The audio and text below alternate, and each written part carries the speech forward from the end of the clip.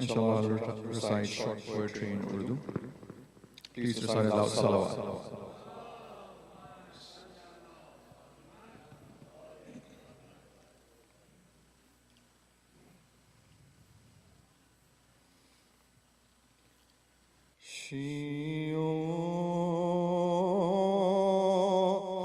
हुए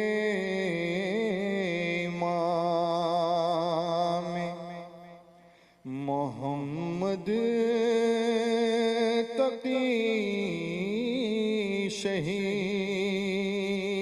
शहीद शियों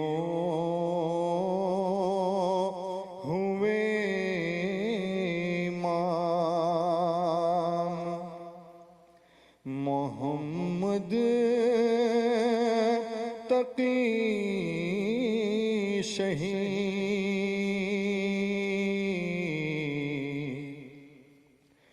ज़हरे सितम से हो गया हक का वली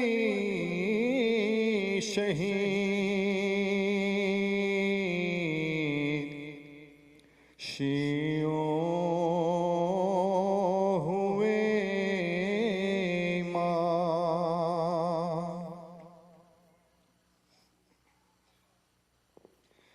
वल्लाह ये शहादतें खैरुल अनाम है वल्लाह ये शहादतें खैरुल अनाम है मारा नहीं तकी को हुए हैं अली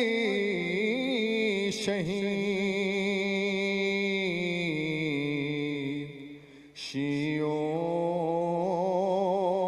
हुए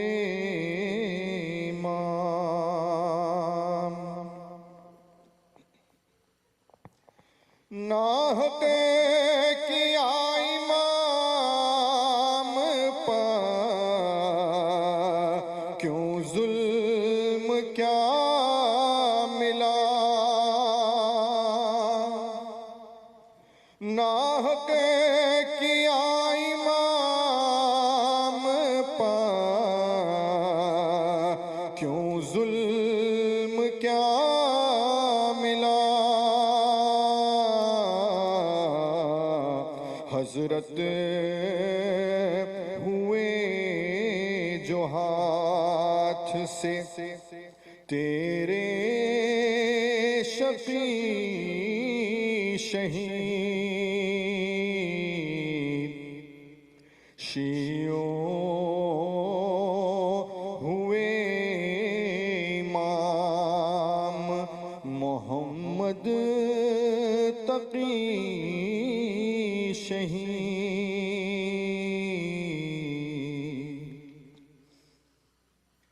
जो बेकसो गरीबों का हामी था मर गया जो बेकसो गरीबों का हामी था मर गया है हुआ है जुल्म से कैसा सखी शहीद शियों हुए इमाम मारा लईने आबेदो زاہد کو بے خطا مارا لین عابدوں زاہد کو بے خطا یاروں ہوا ہے آج خدا کا ولی شہید شیعوں ہوئے امام باقر جو اہل فہم ہیں سمجھاؤں کیا انہیں باقر جو اہل فہم ہیں سمجھاؤں کیا انہیں کس منہ سے میں کہوں کہ ہوئے ہیں نبی شہید شیعوں ہوئے امام محمد تقی شہید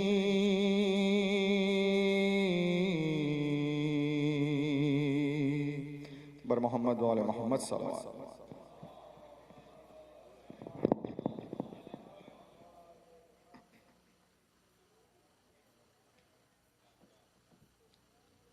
I would like to invite Brother Agha Falati to recite poetry in Farsi. Please recite aloud salawat.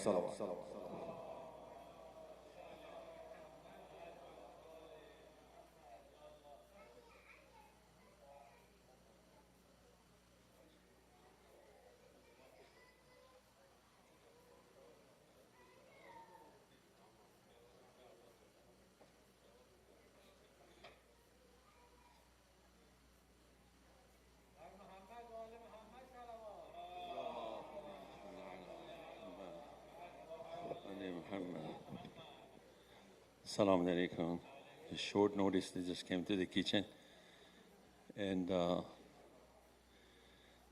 sisters, inshallah, if you don't understand Farsi, so respect the program.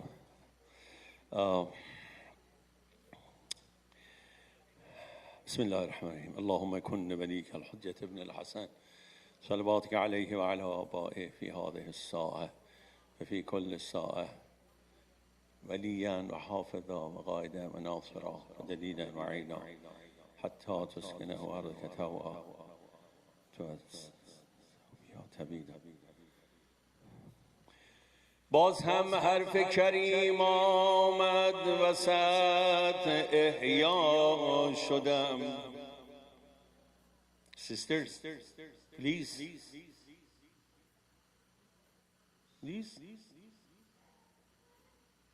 قطره بودم قطره واصل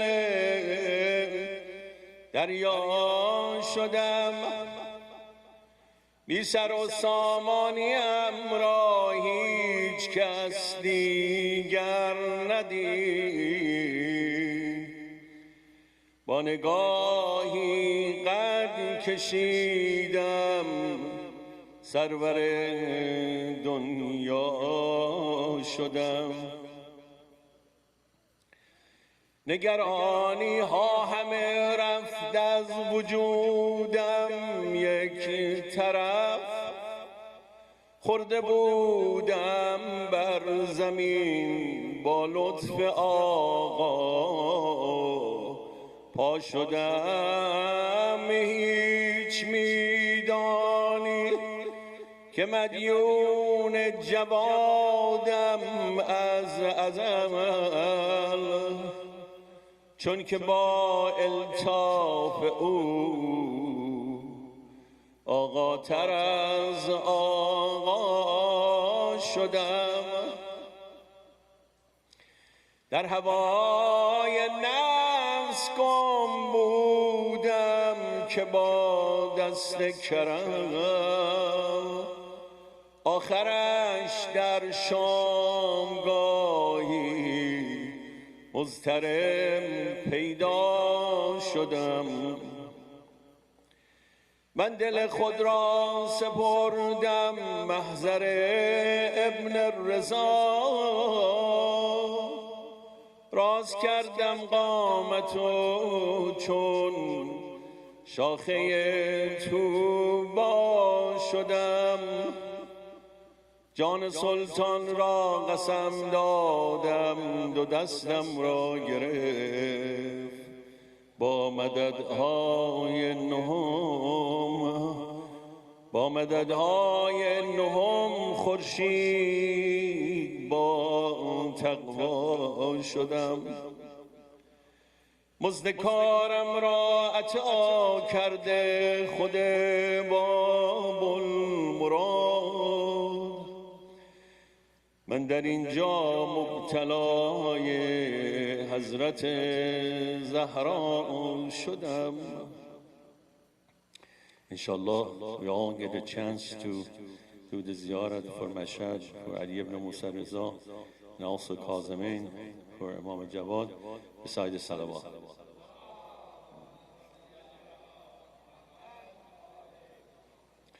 عجب حق خجسته حدیثی که همچو گوهر بود، سفارش پدری به جوان دلبر بود. نرو از آن در کوچک که سمت دیگر بود، که چشم خیل گدایان همیشه بر در بود.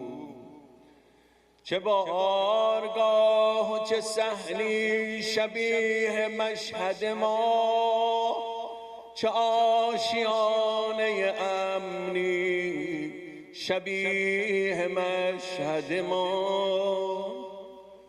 عجب حریم و چه شأنی شبیه مشهد ما، خیال صحن و سرای همیشه در سر بود. چه خوب می شد اگر تا سحر درون حرم فقط سباجه تنها من و ذریح و سرم.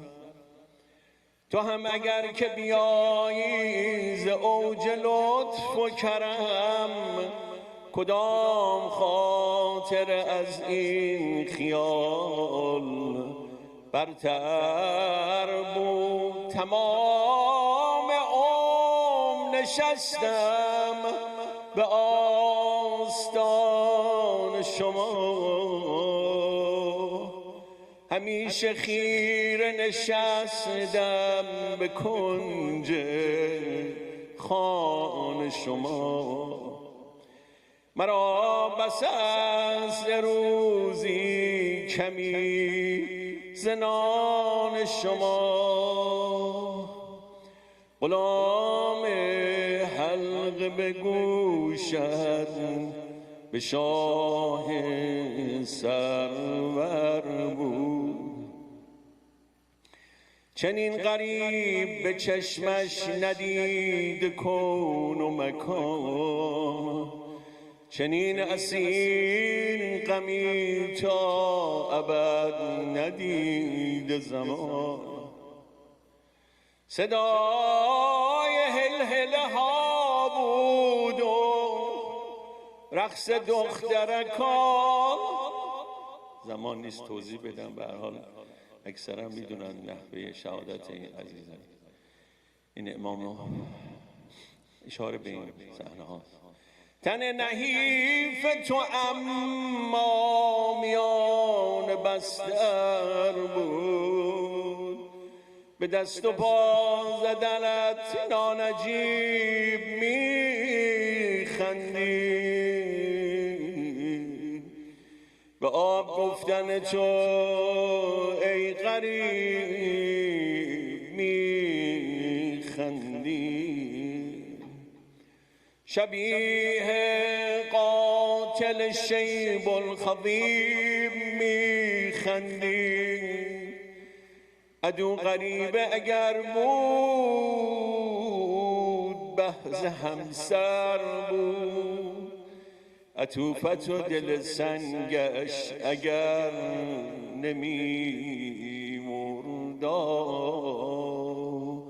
تو را به بام با تنام گر نمی برد،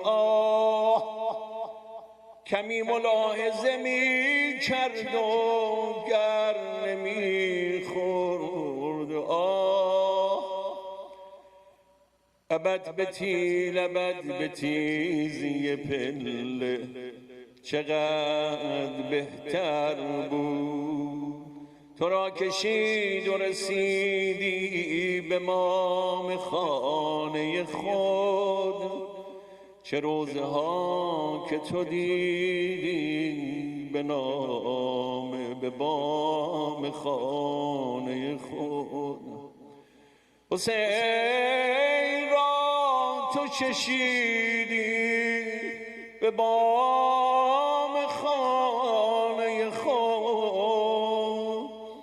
پناه جسم رها باله چند کبوتر بود. Inshallah we meet the true followers of Ahl al-Bayt. Inshallah they all benefit from tonight's program. Recite Allah salawat.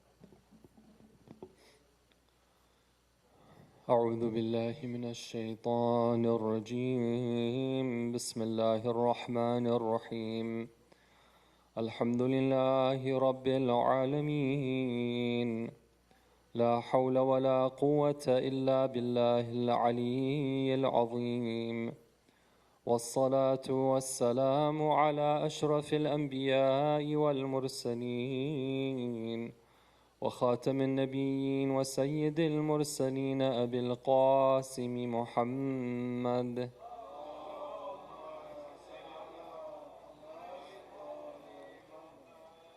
وعلى آل بيته الطيبين الطاهرين المعصومين المظلومين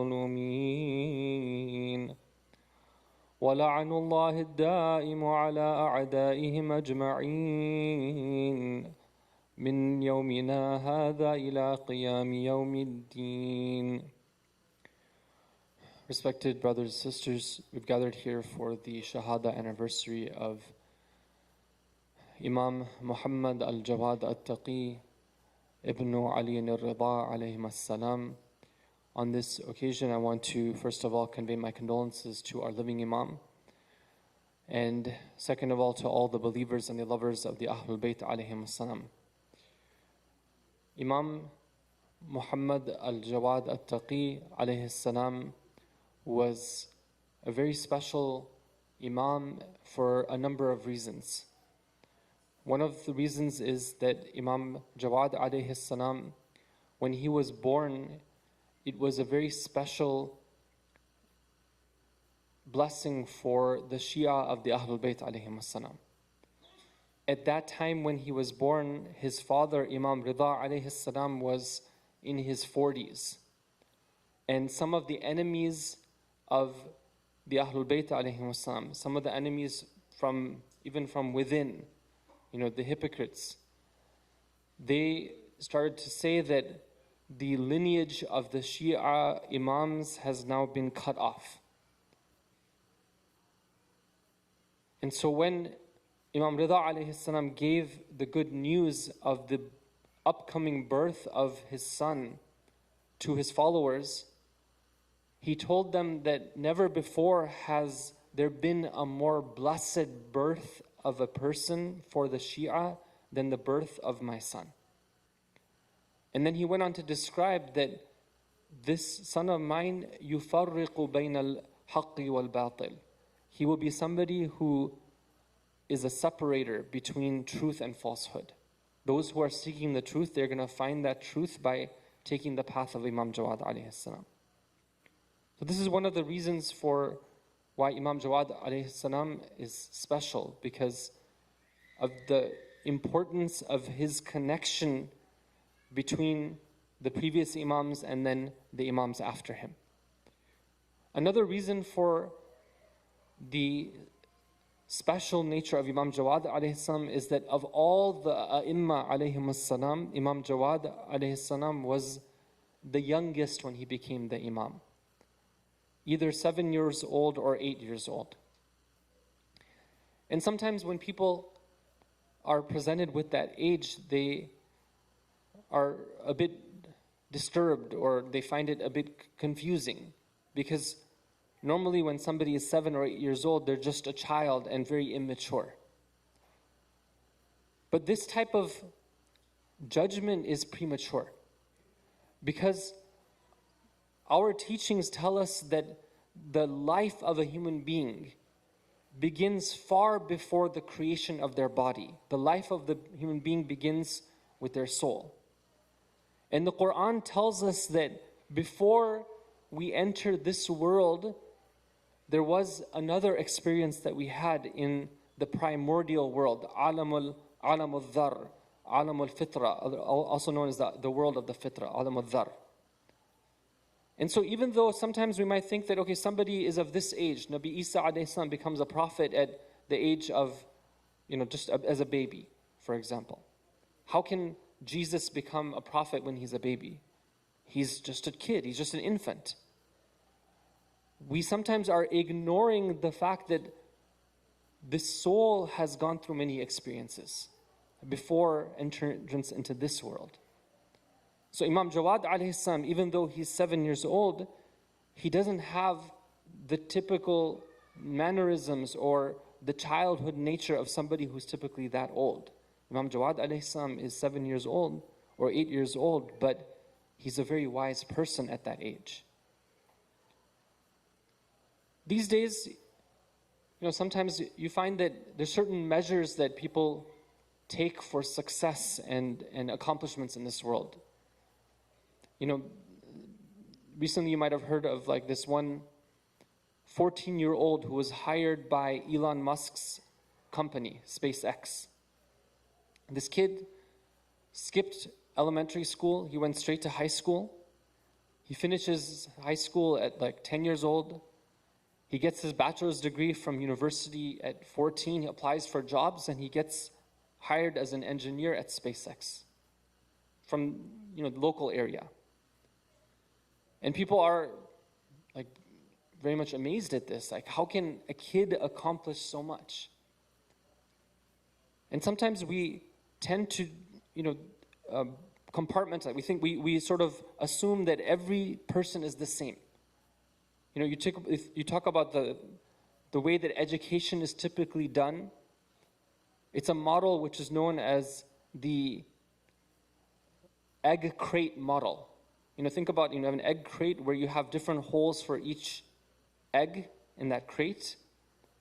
And you have each class and everyone who's a certain age, they fit into that hole, and then they go to the next one and they go to the next one. First grade, second grade, third grade, all the way.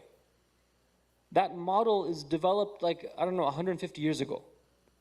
And it's still the predominant model that's used in most schools.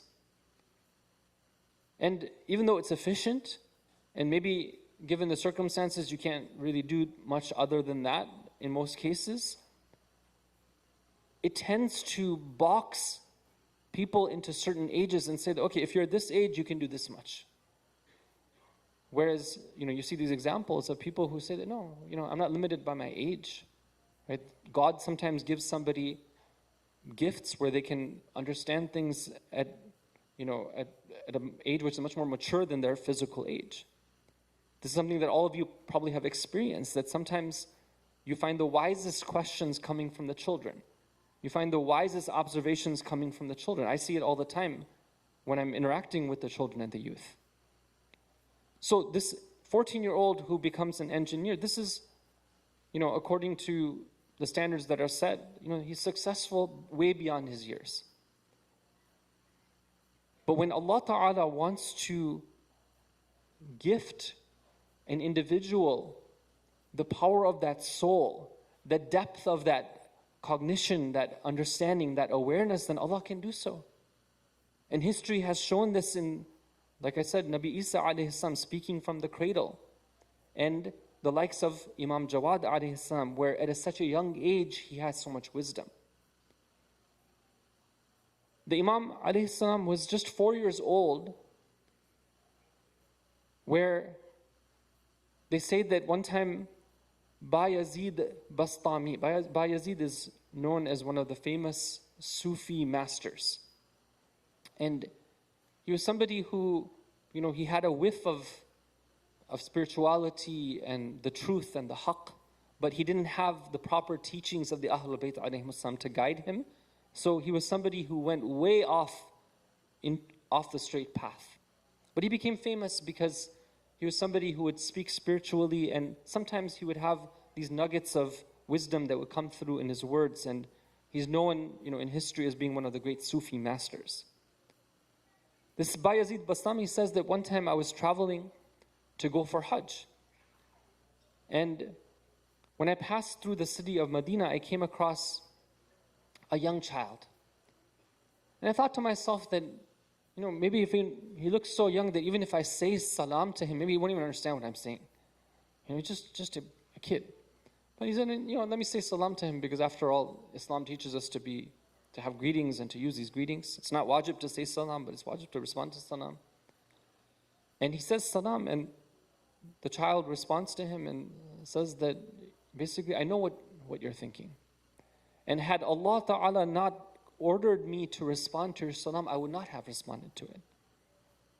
And the story goes that this child says, come with me, and Bayazid Bastami is very bewildered. Like, how can this child be saying these things? He can read my mind, he knows what I'm doing. He says, come with me. They take a few steps, and suddenly they find themselves in front of the Kaaba. And Bayazid is, amazed. How can we travel such a long distance in a short time, just with a few steps? And when he sees somebody at the Kaaba who is greeting the child, he says that, who is this child that I have come across? And that person tells him that that child is Imam Muhammad al-Jawad alayhi salam.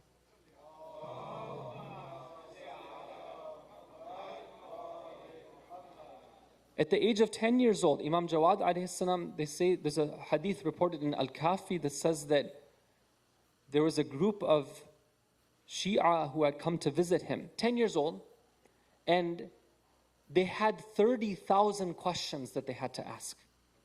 30,000. And the Imam alayhi salam was able to respond to every single one of those questions. Now, it's summertime right now.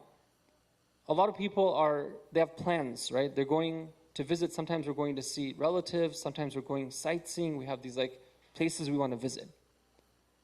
And recently I was talking to somebody, he's like, yeah, I want to go see, for example, I don't know, this national park or that monument or that great, sort of natural wonder.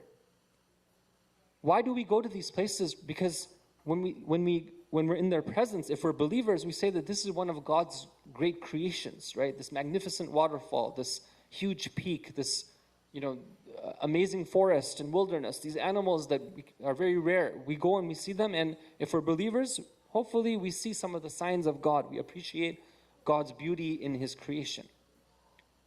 But brothers and sisters, what creation is there which is more profound than the creation of the perfect human being? Imagine a child who has the answer to every question that's posed to him. Wouldn't you want to rush to go see that child and to benefit from his presence and to ask him and say that I have these problems, right? I have these challenges, guide me, teach me. Like, we need to think about this, that who is this person who we're commemorating tonight? It's one of these individuals. One of the signs of Allah, much greater than this, any physical, let's say a mountain or a lake or a waterfall. This is, a human being, the soul, the greatness of the soul. These days you find, again, sometimes you might find a child whiz, right? Somebody who can, let's say, spell these crazy words that you never heard before, you couldn't define. They've memorized like all these roots of different words in different languages, and then they win the national spelling bee. So people are like, oh wow, this person can spell this word and that word. I don't even know what these words mean. Right? They deserve to be praised. They're put on a pedestal. They're given medals. But imagine somebody who can answer the questions that relate to the reality, the haqq. I mean, who cares about being able to spell these things? You can just look them up in an app. Right? But imagine someone who can understand things at that level. This was Imam Jawad alayhi salam. One of the famous sayings of Imam Jawad alayhi salam I want to explore on this evening before explaining a little bit about his Shahadah and his martyrdom. It has to do with a very important principle which has been laid down for us in the Quran and the teachings of the Ahlul Bayt alayhim salam. And it has to do with how we are influenced by the speech and action of others. We all know that we're very much, we're very influenced by other people, right? Whether we like it or not, there are people who teach us how to think about things. There are people who teach us how to respond. There are people who teach us how to even talk and behave. We're in the world of influencers where you know that people are paid so much money just to promote a product or just to talk about a certain idea, because those companies that would want to get their ideas or their products across, they know that they need to get that person who other people connect to in order for their product to be sold. The Quran describes this concept in a couple of ayat in Surah Az-Zumar, where Allah says, أعوذ بالله من الشيطان الرجيم فبشر عباد الذين يستمعون القول فيتبعون أحسنه. Give good tidings to my servants, Allah says. Now, what is one of the qualities of a servant of God? It's the one who listens to the speech and then follows the best of it. Now, what does this mean, to listen to the speech and following the best of it? Right? Like the Mufassirin, the commentators of the Quran, right? The ahadith that support this, they say that this is one of the qualities of a person who possesses an intellect. That what they do is they're always seeking to understand the truth and to be able to apply that understanding in their actions. So what they do is, first of all, when it comes to Islam itself, right, they say that, okay, well, this is what maybe I've come across, maybe I've inherited from my parents, maybe I've somehow been exposed to it and I reverted to Islam. I need to understand why I believe what I believe. So they're looking to understand it. They say that they don't just blindly accept, they say, I want to understand. right? They're always looking and trying to analyze, using their intellect, what is the truth and what is falsehood. Imam Jawad alayhi salam, he says something very interesting. He says, Man asgha ila natiqin, somebody who listens to somebody who gives, who's an influencer. Somebody who listens to them and accepts what they have to say, then it's one of two conditions. Either that person is influencing and they're doing so on behalf of the teachings of Allah, in which case the person who's being influenced by them, that person is worshipping Allah. But if that person who is influencing others, they're talking, they're promoting, they're creating shorts, right? They're putting out their content. If they are speaking on and representing Iblis, like Satan, then that person who is being influenced by them and willingly taking what they have to say, then that person is actually worshipping Iblis. Now, I can't explain, when we're talking about like what we see in trends in society here, this concept is so important. I can't do justice to it. I can only say this, that if you reflect on how profound this saying is, there's so many ramifications of it. Let me give you an example. There was a time when people when they want to find out information, they want to like understand the truth, they would do research. How would they do research? They would go, when they're not disturbed, when they have their thinking cap on, they would go and find reputable sources. They would read, they would study, they would reflect, they would go to a teacher, they would ask, they would compare, and then they would find the truth that way. Deep study, understanding, reflection. But in today's world, things have changed in so many different ways. I'll give you an example. When is it that we take in information from others? When are we influenced by other people's speech? A lot of times, it's in our downtime. It's when we're trying to take a break, right? When we're free from our other occupations, we're like, okay, let me relax and let me say, watch, let's say this my favorite influencer, and let me hear what they have to say. So learning has become a form of entertainment. Now, what's the problem with that? The problem is that when we're taking in this information, our guard is down. We're not filtering it. We don't have that study mode and that our intellect in action. We're just sitting back. We're like, I'm chilling right now. I'm scrolling through my social media. I'm having a time where I'm just kind of relaxing, and then I'm taking in this influence. Right? My guard is down. That's dangerous. Because we don't have that God-given tool which is supposed to help us understand the truth from falsehood active and ready and in action. Sometimes we are influenced by the messages and the speech of others, even through entertainment. For example, music, right? Popular music has certain messages that it conveys. That music is, the words and the messages are conveyed to us at a time when we're relaxed, right? Because the music puts somebody at ease, right? Their guard is down, and now those words are pumped into them, right? It's something which we have to reflect on, that this is very different than the traditional way of learning and understanding what the truth is. ChatGPT, okay? ChatGPT, you know that sometimes people go to this and think, oh, this is like an oracle, right? It knows everything. It has an answer for everything that I would want to ask it. It has something to say. Now, it can be very useful, right? Especially when I train it and it becomes like a sidekick. I can say that, okay, this is what I want you to do and this is how I want you to do it. But if I'm not careful, then this whole concept of seeking knowledge in the proper way, going to the right sources, authentic sources, being taught by teachers, how to acquire knowledge, all of that disappears. There's no process of seeking knowledge. There's no difficulty in it anymore. It can become like that. Now it becomes just, how can I phrase my query in the way that I can get the right answer?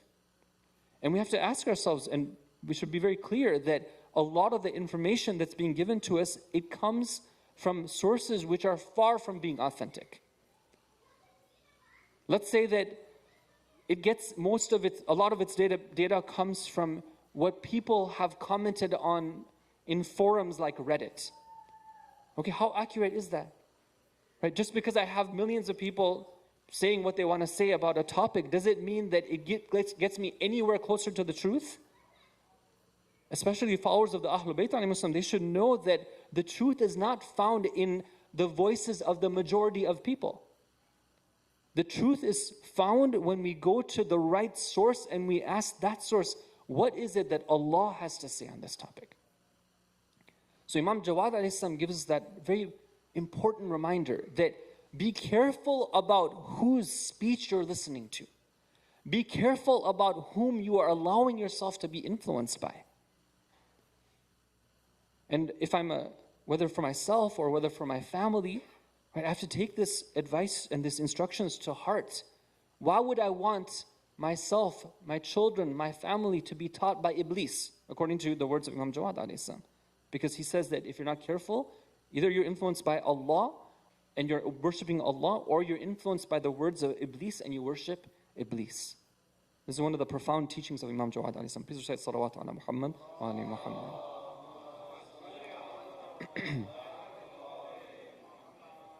Tonight we've gathered to commemorate the martyrdom of our beloved Imam Jawad alayhi salam. Imam Jawad has been known in history as one of the abwab, one of the babul hawa'ij or babul murad.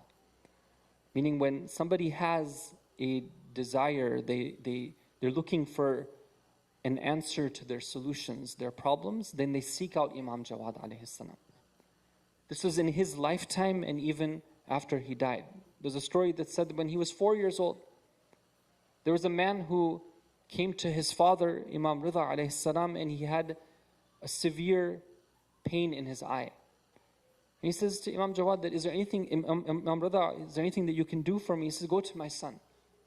When he goes to Imam Jawad alayhi salam, who's just a child at that time, Imam Jawad takes his blessed hand and he puts it on that man's face and he's healed. And it's on the basis of these types of miracles, karamat, which have been narrated from Imam Jawad alayhi salam, that the followers of the Ahlul Bayt have always known that by going to Imam Jawad alayhi salam and doing tawassul to him, by seeking his shafa'ah, that oftentimes our problems can be solved. Not that it's 100% guarantee. We don't believe in that. We're not, the believer knows that there's no fast way of escaping the challenges of life, because those challenges are there for a reason. But at the same time, Allah has given us means and ways, and He's given us these tools which make it so much easier. And one of those most effective tools is when we do tawassul to these imams, then we ponder and we reflect upon what kind of people were they? What kind of values did they uphold? What was their lifestyle like? And how can I model my life and my values so that I'm under their wilayah? I can be one of their followers. Imam Jawad alayhi salam was 7 years old when he became the imam, 25 years old when he left this world. The most famous report says that the killer of Imam Jawad alayhi salam came from his own home. He had been forced to marry al-Fadl, the daughter of Ma'amun al-Rashid, the one who martyred his father. And al-Fadl had always this thing in her heart against Imam Jawad alayhi salam. Even though she was very much attracted to his akhlaq, she knew that this Imam Jawad alayhi salam was very special. But she couldn't get over the type of jealousy that she had in her heart because of various circumstances. The Abbasid Khalifa at that time, Al-Mu'tasim, he knew that al-Fadl had this type of low iman and this hatred and jealousy in her heart, even though she was the wife of Imam Jawad. And so he says that, let me use this as a way of accomplishing my objectives.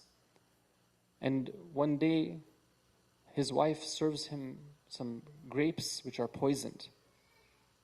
And the story is very sad, brothers and sisters, that when Imam Jawad alayhi salam has these poisoned grapes, the effects of the poison immediately begin to appear in his body. And he sees that his wife is crying in front of him. And he asks her, why are you crying? You are the one who put the poison in the grapes, and you are now crying when you see me suffer like this? But this is human nature. That sometimes we know what the truth is, but our low desires, they pull us down. They don't let us do what's right. And that's what happened in the case of al-Fadl. Sallallahu alayka ya Mohammad ibn Ali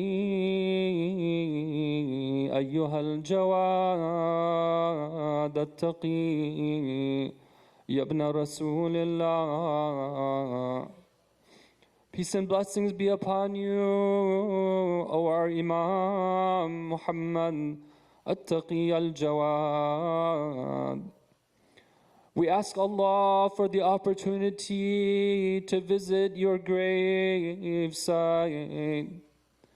to be standing there asking Allah for the removal of our difficulties and for the granting of our needs. Abu Salt, one of the companions of Imam Rida, narrates, he says that after the martyrdom of Imam Rida, I was put in prison, the Abbasid prison. A year passed, I was suffering under the conditions, the harsh conditions of the prison. After 1 year, the thought occurred to me that I need to escape from this prison. Whom can I turn to? I decided to do tawassul to the Ahlul Bayt, to Imam Jawad. After I had finished asking Allah by the sake of the Ahlul Bayt, soon I saw that Imam Jawad alayhi salam came. He freed me from the chains. After 1 year, I was freed from the prison of the Abbasids. We don't know why Abu Salt had waited 1 year to ask help from the Ahlul Bayt. But for the followers of the Ahlul Bayt, they should always know that Imam Jawad and the other Imams of the Ahlul Bayt are there to help us.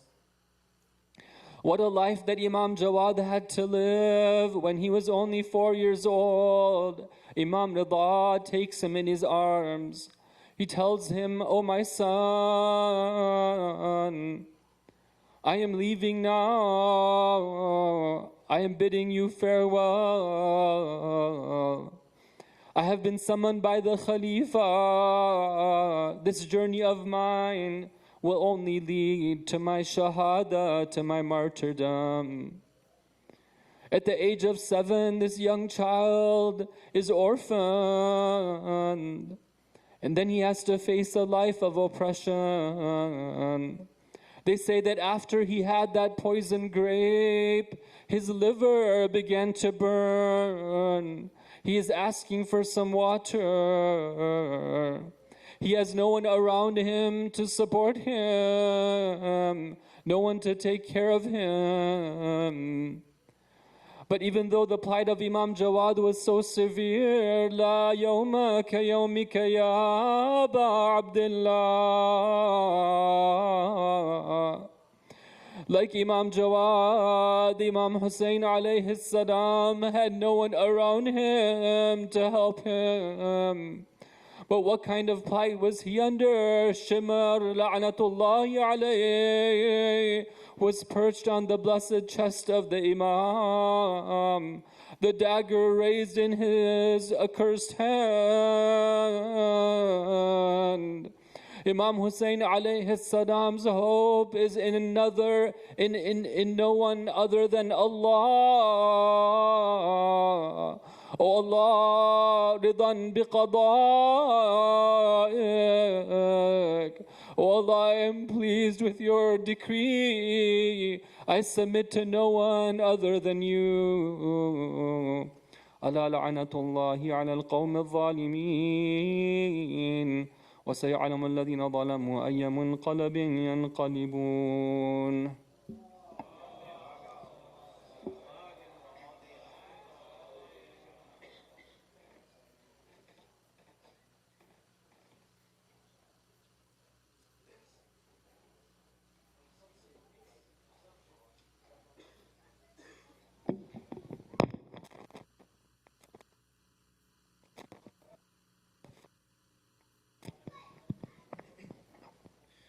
سبحان الله والحمد لله ولا إله إلا الله والله أكبر. الله أكبر الله أكبر الله أكبر الله أكبر. أشهد أن لا إله إلا الله. أشهد أن لا إله إلا الله. أشهد أن محمدا رسول الله.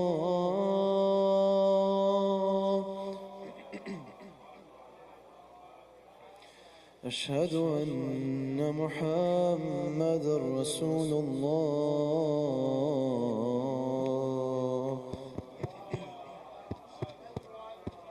أشهد أن عليا ولي الله.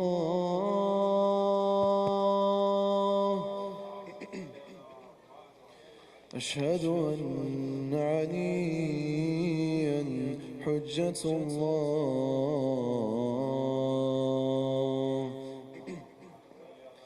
حي على الصلاة. حي على الصلاة. حي على الفلاح. حي على الفلاح. حي على خير العمل. حي على خير العمل. الله أكبر الله أكبر. لا إله إلا الله. لا إله إلا الله. صلى الله على محمد وآله وسلم.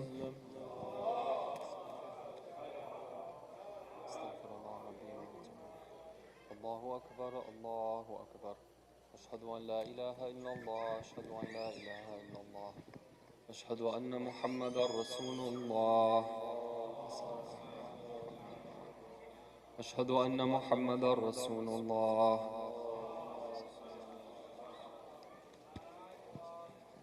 أشهد أن علي ولي الله. أشهد أن عليا حجة الله. حي على الصلاة. حي على الصلاة. حي على الفلاح. حي على الفلاح. حي على خير العمل. حي على خير العمل. قد قامت الصلاة. قد قامت الصلاة. الله أكبر الله أكبر. لا إله إلا الله. الله أكبر. بسم الله الرحمن الرحيم. الحمد لله رب العالمين. الرحمن الرحيم. مالك يوم الدين. إياك نعبد وإياك نستعين. اهدنا الصراط المستقيم.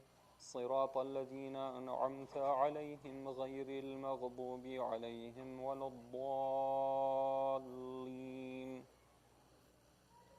بسم الله الرحمن الرحيم.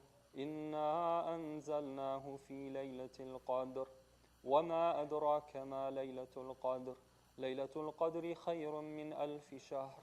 تنزل الملائكة والروح فيها بإذن ربهم من كل أمر.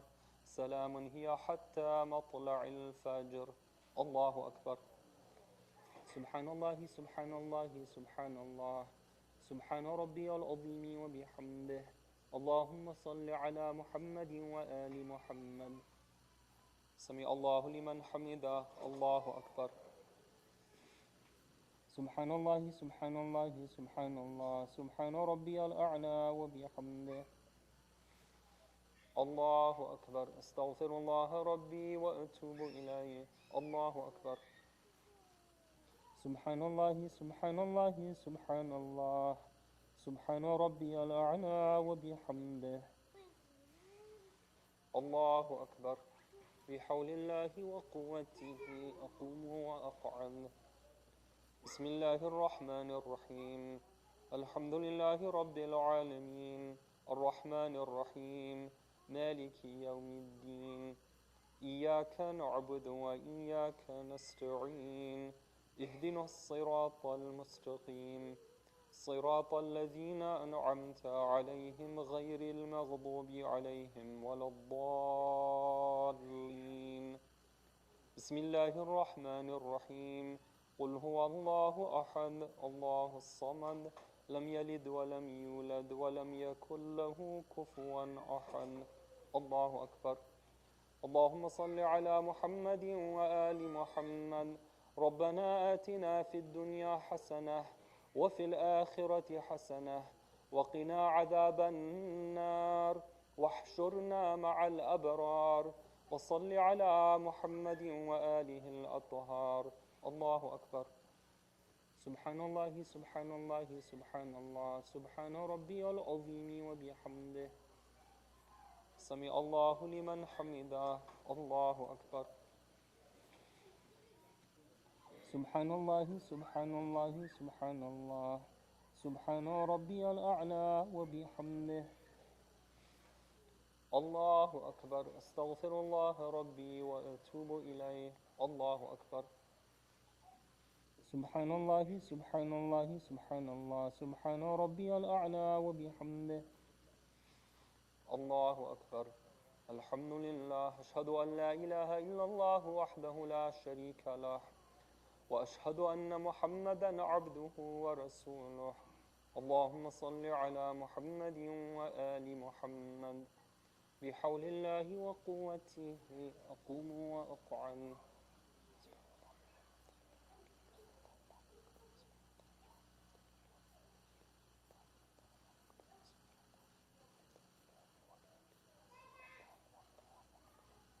الله أكبر.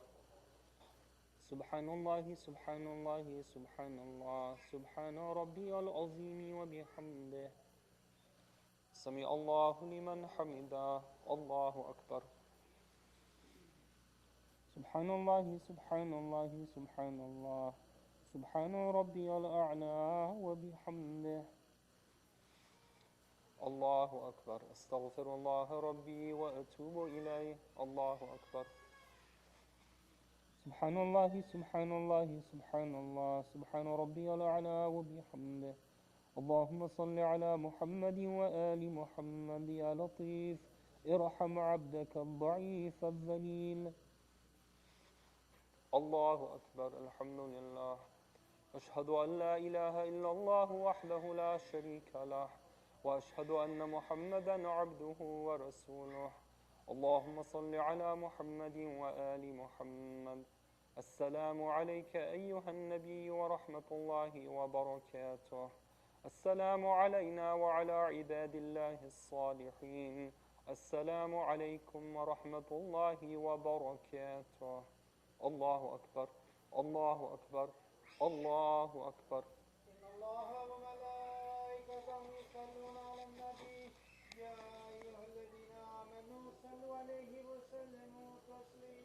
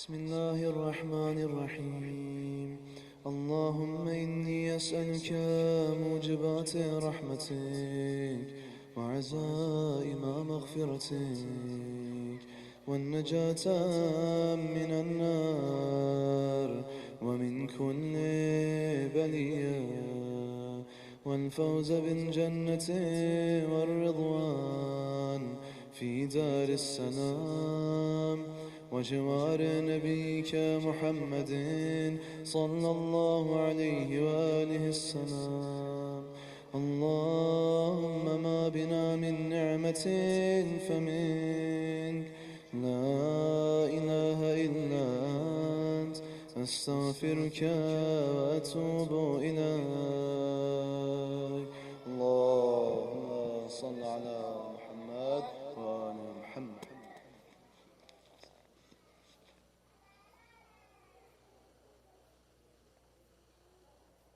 أستغفر الله ربي وأتوب إليه. الله أكبر الله أكبر. أشهد أن لا إله إلا الله. أشهد أن لا إله إلا الله. أشهد أن محمد رسول الله. أشهد أن محمد رسول الله.